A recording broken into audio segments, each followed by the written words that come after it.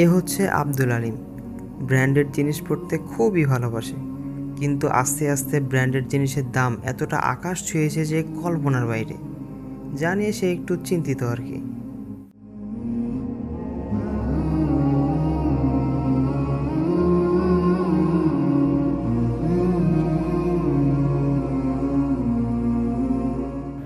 সবাই দেখি ইন্ডিয়ান আর পাকিস্তানি ব্র্যান্ডের পাঞ্জাবি কিনছে।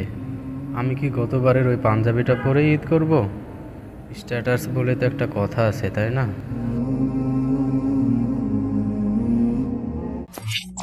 নাইম, আব্দুল আলিমের বড় ভাই, মানে আমি। বড় ভাই হিসেবে যা করণীয় তাই, তার উদাসীন চিন্তিত মনকে প্রফুল্ল করার চেষ্টা করা।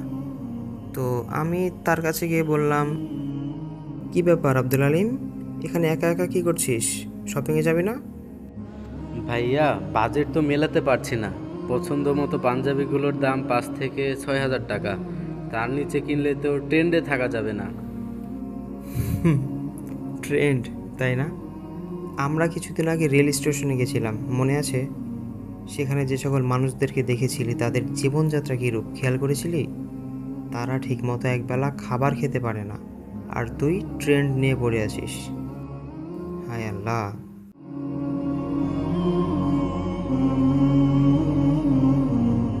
আচ্ছা, ইসলাম আমাদেরকে কি শিখিয়েছে? ঈদ হলো ত্যাগের আনন্দ। দামি ব্র্যান্ড পরা কোনো ইবাদত নয়।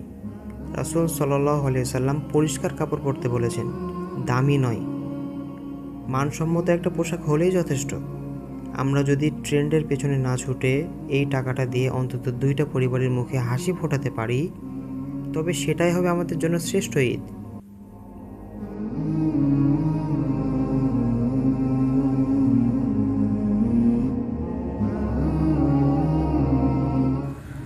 ঠিক বলেছ ভাইয়া। কিছুদিন আগেই ইজি থেকে যে পাঞ্জাবিটা কিনেছিলাম তা তো মাত্র 2বার পরেছি। ওইটা ইস্ত্রি করলে একদম নতুনের মতো লাগবে। আর পাঞ্জাবির জন্য জমানো টাকাটা দিয়ে চলো আজই কিছু উপহার কিনে আনি। উম, তাহলে এবার আর নতুন পাঞ্জাবি কিনবি না বলছিস? যেটা আছে সেটা তো নতুনের চেয়ে কম না। না থাকলে মানসম্মত একটা কিনতাম। এবার আর না কিনি। আচ্ছা, চল তাহলে। ঈদ মানে নতুন জামার চাকচিক্য নয়, ঈদ মানে অন্যের অভাব দূর করার তৃপ্তি। আসুন, লোক দেখানোর সংস্কৃতি ছেড়ে ইসলামের প্রকৃত শিক্ষায় ঈদ পালন করি।